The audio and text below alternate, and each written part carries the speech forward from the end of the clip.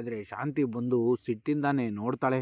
ಆಗ ರೋಹಿಣಿ ಕೂಡ ಶಾಂತಿಯನ್ನ ನೋಡ್ಬಿಟ್ಟು ಅತ್ತೆ ಕೂತ್ಕೊಳ್ಳಿ ಅಂತ ಹೇಳಿದ್ರೆ, ಆಗ ಶಾಂತಿ ನಾನು ಕೂತ್ಕೊಳ್ಳಲ್ಲ ಅಂತ ಹೇಳಿದ್ರೆ, ಆಗ ರೋಹಿಣಿ ಮತ್ತೆ ಓಡಾಡ್ತೀರಾ ಅತ್ತೆ ಅಂತ ಹೇಳಿ ಕೇಳ್ತಾಳೆ. ಆಗ ಶಾಂತಿ ಓಡಾಡಲ್ಲ ಕಣೆ ಗುಂಗ್ರಿ ಅಂತ ಶಾಂತಿ ಹೇಳಿದ್ರೆ, ಸರಿ ಸುಸ್ತಾಗಿದೆ ಕಾಲನ್ನ ಒತ್ಕೊಡ್ಲಾ ಅಂತ ಹೇಳಿ ರೋಹಿಣಿ ಕೇಳ್ತಾಳೆ. ಆಗ ಶಾಂತಿ ಸುಸ್ತು ಆಗ್ತಾ ಇಲ್ಲ ಕಾಲನ್ನು ಒತ್ಬೇಡ ಅಂತ ಶಾಂತಿ ಹೇಳಿದ್ರೆ, ಅಜೀರ್ಣ ಆಗಿದೆಯಾ ಅತ್ತೆ, ಜೀರಿಗೆ ನೀರನ್ನ ತಂದ್ಕೊಡ್ಲಾ ಅಂತ ಹೇಳಿ ರೋಹಿಣಿ ಕೇಳ್ತಾಳೆ. ಆಗ ಶಾಂತಿ ನಾನು ಕುಡಿಯೋದಿಲ್ಲ ಅಂತ ಹೇಳಿದ್ರೆ, ಆಗ ರೋಹಿಣಿ ಮತ್ತೆ ಇನ್ನೇನ್ ಬೇಕು ಅತ್ತೆ ಅಂತ ಹೇಳಿ ಕೇಳ್ತಾಳೆ.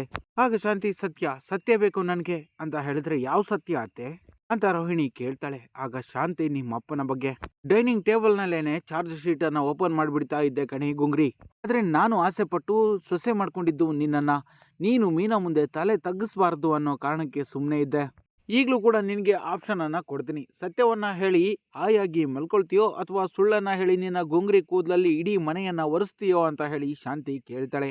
ಆಗ ರೋಹಿಣಿ ನಾನು ಯಾಕತ್ತೆ ನಿಮ್ಮ ಹತ್ರ ಸುಳ್ಳು ಹೇಳಿ, ನನಗೂ ಮತ್ತೆ ಸುಳ್ಳಿಗೂ ಆಗೋದಿಲ್ಲ ಅಂತ ರೋಹಿಣಿ ಹೇಳಿದ್ರೆ, ಆಗ ಶಾಂತಿ ನಾನು ಕೂಡ ಹಾಗೆ ಅಂದ್ಕೊಂಡಿದ್ದೆ, ಆದ್ರೆ ನೀನು ಮತ್ತೆ ಸುಳ್ಳು ಅವಳಿ ಜವಳಿ, ಒಬ್ರನ್ನ ಬಿಟ್ಟು ಒಬ್ರು ಇರೋದಿಲ್ಲ ಅಂತ ಅನ್ನಿಸ್ತಾ ಇದೆ.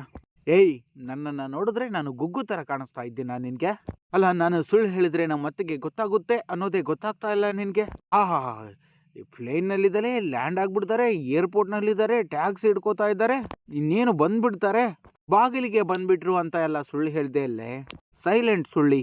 ಎಷ್ಟೇ ಆದ್ರೂ ಬಣ್ಣ ಬಳಿಯೋಳು ಅಲ್ವಾ, ಬಣ್ಣ ಬಣ್ಣದ ಮಾತುಗಳನ್ನ ಆಡಿ ನನ್ನನ್ನ ಮರಳು ಮಾಡ್ತೀಯೇನೆ ಮರಳು ಗುಮ್ಮಿ ಅಂತ ಶಾಂತಿ ಹೇಳಿದಾಗ, ಅತ್ತೆ ನಾನು ಸತ್ಯವನ್ನ ಹೇಳ್ತಾ ಇದ್ದೀನಿ, ನಮ್ಮ ತಂದೆಯ ನಂಬರು ನಾಟ್ ರೀಚಬಲ್ ಇದೆ, ಅವರು ಫ್ಲೈಟ್ ಹತ್ತೋದಕ್ಕೂ ಮುಂಚೆ ನಾನು ಅವ್ರ ಹತ್ರ ಮಾತಾಡಿದ್ದೀನಿ, ಆದ್ರೆ ಅವರ ನಂಬರು ಯಾಕೆ ನಾಟ್ ರೀಚಬಲ್ ಆಯ್ತೋ ನನಗೆ ಗೊತ್ತಾಗ್ತಾ ಇಲ್ಲ ಅಂತ ಹೇಳಿ ಹೇಳ್ತಾಳೆ ರೋಹಿಣಿ. ಆಗ ಶಾಂತಿ ನೀನೇನಾದ್ರೂ ನಿಮ್ಮಪ್ಪ ಇದಾನೆ ಅನ್ನೋ ಭ್ರಮೆಯಲ್ಲಿ ಮಾತಾಡ್ತಾ ಇದ್ದೀಯಾ, ಅಸ್ಲಿಗೆ ಅವರು ಇದಾರಾ ಅಥವಾ ಹೊಗೆ ಏನಾದ್ರೂ ಹಾಕಿಸ್ಕೊಂಡ್ಬಿಟ್ರಾ ಅಂತ ಶಾಂತಿ ಹೇಳಿದ್ರೆ, ಯಾಕತ್ತೆ ನೀವು ಹಾಗಾಗ ಈ ತರ ಚಿತ್ರಹಿಂಸೆಯನ್ನ ಕೊಡ್ತಾ ಇದ್ದೀರಾ? ನಾನು ನಿಜವಾಗ್ಲೂ ಅವ್ರ ಹತ್ರ ಮಾತಾಡದೆ, ಅವರು ಬರ್ತೀನಿ ಅಂತಾನು ಹೇಳಿದ್ರು, ಯಾಕೆ ಬಂದಿಲ್ಲ ಅಂತ ನನ್ಗೆ ಗೊತ್ತಿಲ್ಲ ಅತ್ತೆ ಅಂತ ಹೇಳಿ ರೋಹಿಣಿ ಡೌ ಮಾಡ್ತಾಳೆ. ಹಾಗೇನೆ ಅಪ್ಪ ನನ್ನವರೇ ಆದ್ರೂ ಚಿಕ್ಕಮ್ಮ ನನ್ನವಳ ಅಲ್ವಲ್ಲ, ಅವರು ಏನ್ ಹೇಳ್ಕೊಟ್ಟಿದ್ದಾರೋ ನಮ್ಮ ಅಪ್ಪನ್ಗೆ, ಯಾಕೆ ಬರ್ಲಿಲ್ವೋ ಅವರು ಅಂತ ಹೇಳಿ ರೋಹಿಣಿ ಹೇಳ್ತಾಳೆ. ಆಗ ಶಾಂತಿ ಇದನ್ನೆಲ್ಲ ಕೇಳ್ತಾ ಕೂತ್ಕೊಳ್ಳೋದಕ್ಕೆ ನಾನ್ ರೆಡಿ ಇಲ್ಲ, ಹೇಳ್ತಾ ಇದ್ದೀನಿ ಕೇಳು, ನೀನು ಕೇಳಿದ ತಕ್ಷಣ ದುಡ್ಡನ್ನ ಕಳಿಸಿದ್ದಾರೆ ನಿಮ್ಮಪ್ಪ ಅಂದ್ರೆ ನಿಮ್ಮ ಅಪ್ಪನಿಗೆ ನಿನ್ ಮೇಲೆ ಪ್ರೀತಿ ಇರುತ್ತೆ, ಅದನ್ನ ಯೂಸ್ ಮಾಡ್ಕೊಂಡು ನೀನು ಅವರನ್ನ ಇಲ್ಲಿಗೆ ಕರೆಸ್ಲೇಬೇಕು ಅಂತ ಶಾಂತಿ ಹೇಳಿದಾಗ, ಹೇಗತ್ತೆ ನಾನು ಹೋಗಿ ಅವರನ್ನ ಕರೆದುಕೊಂಡು ಬರೋದಕ್ಕೆ ಆಗೋದಿಲ್ಲ, ಮದುವೆ ದಿನಾನೇ ಹೇಳಿದ್ದೆ ಅಲ್ವಾ ಅತ್ತೆ ನನ್ಗೆ ಅವ್ರಿಗೂ ಆಗಲ್ಲ, ಅವ್ರು ಬರಲ್ಲ ಅಂತ, ಅವಾಗೆಲ್ಲ ಒಪ್ಕೊಂಡು ಈಗ ನೀವು ಈ ರೀತಿ ಬೈಯೋದು ಸರಿನಾ ಅಂತ ಹೇಳಿ ರೋಹಿಣಿ ಕೇಳ್ತಾಳೆ. ಆಗ ಶಾಂತಿ ಗುಂಗ್ರಿ ಸರಿನಾ ತಪ್ಪ ಅಂತ ನನ್ನ ಹತ್ರ ಕೇಳಿದ್ರೆ ಹಾಕೊಂಡು ಮೊಟಕ್ ಬಿಡ್ತೀನಿ, 1000 ಸುಳ್ಳನ್ನ ಹೇಳಿ ಒಂದು ಮದುವೆಯನ್ನ ಮಾಡಿ ಅಂತ ಹೇಳೋದನ್ನ ಕೇಳಿಲ್ವೇನೆ ನೀನು? ನನ್ಗೆ ನಿನ್ನಂತ ಸೊಸೆ ಬೇಕಾಗಿದ್ದಿದ್ದು ಎಷ್ಟು ನಿಜಾನೋ, ನಿನ್ಗೂ ಕೂಡ ನಮ್ಮಂತ ಮನೆಯವರು ಬೇಕಾಗಿದ್ದಿದ್ದು ಅಷ್ಟೇ ಸತ್ಯ. ಪಾಪ ಹುಡುಗಿ ಆಸೆ ಪಡ್ತಾ ಇದ್ದಾಳಲ್ಲ ಅಂತ ಪಾರ್ಲರ್ ಅನ್ನ ಓಪನ್ ಮಾಡಿಕೊಟ್ಟು ನೀನು ಹೇಳಿದ್ದನ್ನೆಲ್ಲ ಕೇಳಿ ನಮ್ಮ ಮನೆಯ ಹಿರಿ ಸೊಸೆ ಇವಳು ಅಂತ ಹೆಮ್ಮೆಯಿಂದ ಹೇಳ್ಕೊಳ್ತಾ ಇದ್ದೀನಿ. ಏಯ್, ನನ್ನ ನಂಬಿಕೆಗೆ ಏನಾದ್ರೂ ಮೋಸ ಮಾಡಿದ್ಯೋ ಗುಂಗ್ರಿ, ನಿನ್ನ ಕೈಕಾಲನ್ನ ಮುರಿದು ಮೂಲೆಯಲ್ಲಿ ಕೂರ್ಸ್ಬಿಡ್ತೀನಿ ಹುಷಾರ್ ಅಂತ ಹೇಳಿ ಶಾಂತಿ ಹೋಗ್ಬಿಡ್ತಾಳೆ.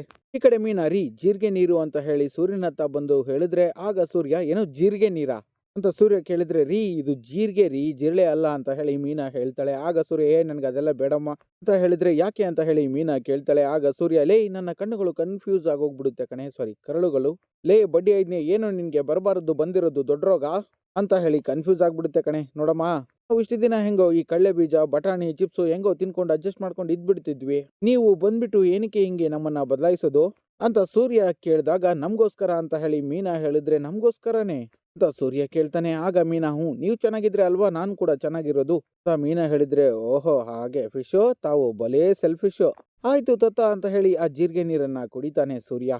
ನಂತರ ಮೀನಾ ಸೂರ್ಯನ ಹಾಗೆ ಮಾಡ್ಕೊಂಡ್ರೆ, ಆಗ ಸೂರ್ಯ ಏನು ಎಂಡ್ರಮ್ನವರು ಏನ್ ಸಮಾಚಾರಗಳು, ಯಾಕೆ ಬಲೆ ಖುಷಿಯಾಗಿದ್ದೀರಾ ಅಂತ ಸೂರ್ಯ ಕೇಳಿದ್ರೆ, ಆಗ ಮೀನಾ ಅದು ಅತ್ತೆ ಊಟ ಮಾಡ್ಲಿ ಅಂತ ನೀವು ಇಷ್ಟೆಲ್ಲ ಪ್ಲಾನ್ ಮಾಡಿದ್ರಲ್ಲ ಅದಕ್ಕೆ ಅಂತ ಹೇಳಿ ಮೀನಾ ಹೇಳ್ತಾಳೆ. ನಂತರ ಮೀನಾ ಮಾವ ಹಸ್ಕೊಂಡಿದ್ರೆ ನೀವು ತಡ್ಕೊಳ್ಳೋದಿಲ್ಲ ಅಂತ ನನ್ಗೆ ಗೊತ್ತಿತ್ತು, ಆದ್ರೆ ಅಂತ ಮೀನಾ ಹೇಳ್ತಾ ಇರುವಾಗ್ಲೇನೆ, ಅಮ್ಮ ಅಲ್ವೇನಮ್ಮ, ಅವರು ಹಸ್ಕೊಂಡಿದ್ರೆ ನಾನು ಹಿಂಗೆ ತಡ್ಕೊಂಡಿರ್ಲಿ ಅಂತ ಹೇಳಿ ಸೂರ್ಯ ಹೇಳ್ತಾನೆ. ಆಗ ಮೀನಾ ಹಾಗಲ್ಲ, ಮನೆಗೆ ಬಂದು ಇಷ್ಟು ದಿನ ಆಯ್ತು, ನೀವು ಎಲ್ಲಿದ್ದೀರಾ, ಊಟ ಮಾಡಿದ್ರಾ ಇಲ್ವಾ, ಹೇಗಿದ್ದೀರಾ, ಏನ್ ಮಾಡ್ತಾ ಇದ್ದೀರಾ, ಹುಷಾರಾಗಿದ್ದೀರಾ ಇಲ್ವಾ ಅಂತ ಒಂದು ಮಾತು ಕೂಡ ಕೇಳಿಲ್ಲ ಅಲ್ವಾ, ಆದ್ರೆ ನೀವು ಮಾತ್ರ ಅವ್ರ ಮೇಲೆ ಇಷ್ಟೊಂದು ಪ್ರೀತಿ ಇಟ್ಟಿದ್ದೀರಾ ಅಂತ ಹೇಳಿ ಮೀನಾ ಕೇಳ್ತಾಳೆ. ಆಗ ಸೂರ್ಯ, ಗೊಬ್ಬರ ತಿಂದು ಬೆಳೆದ ಮರ ಗೊಬ್ಬರನೇ ಕೊಡುತ್ತಾ, ಹಣ್ಣನ್ನೇ ಕೊಡೋದು, ಏನ್ ಗೊತ್ತಾ ಮೀನಮ್ಮ, 4 ಜನ್ಮಗಳ ಹಿಂದೆ ಬೆಜ್ಜಾನ್ ಪ್ರೀತಿ ಮಾಡೋ ಅಮ್ಮನ್ಗೆ ಎರ್ರ ಬಿರ್ರಿ ಕಾಟ ಕೊಟ್ಬಿಟ್ಟಿದ್ದೀನಿ ಅಂತ ಅನ್ಸುತ್ತೆ, ಅದಕ್ಕೆ ಈ ಜನ್ಮದಲ್ಲಿ ತಾಯಿ ಪ್ರೀತಿನೇ ಸಿಕ್ಕಿಲ್ಲ ನನ್ಗೆ. ನೀವು ಈ ಸಾಲ್ಗಳನ್ನ ಕೇಳಿದ್ದೀಯಾ ಅಂತ ಹೇಳಿ ಭೂಮಿ ತಾಯಿಯ ನೋಡೋ ಆಸೆಯ ಸಾಂಗನ್ನ ಸೂರ್ಯ ಹೇಳ್ತಾನೆ. ಹೀಗೆ ಸೂರ್ಯ ತುಂಬಾನೇ ಎಮೋಷನಲ್ ಆಗಿರ್ತಾನೆ. ನಂತರ ಹಾಗೆ ಆ ತಾಯಿಯ ಪ್ರೀತಿಯನ್ನ ಬಯಸಿ ಈ ಸೂರ್ಯ ಪ್ರತಿದಿನ ಒದ್ದಾಡ್ತಾ ಇದ್ದಾನೆ. ಪ್ರೀತಿನೂ ಸಿಗ್ಲಿಲ್ಲ, ತಾಯಿನೂ ಸಿಗ್ಲಿಲ್ಲ.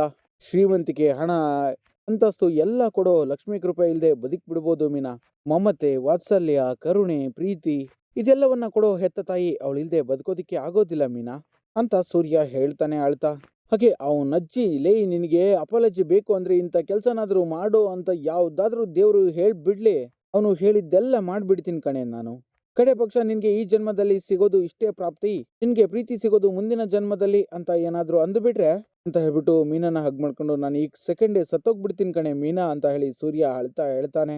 ನಂತರ ಸೂರ್ಯ, ಒಂದು 10-20 ಜನ್ಮಕ್ಕೆ ಆಗೋಷ್ಟು ನೋವನ್ನ ಸಂಪಾದನೆ ಮಾಡ್ಕೊಂಡಿದ್ದೀನಿ.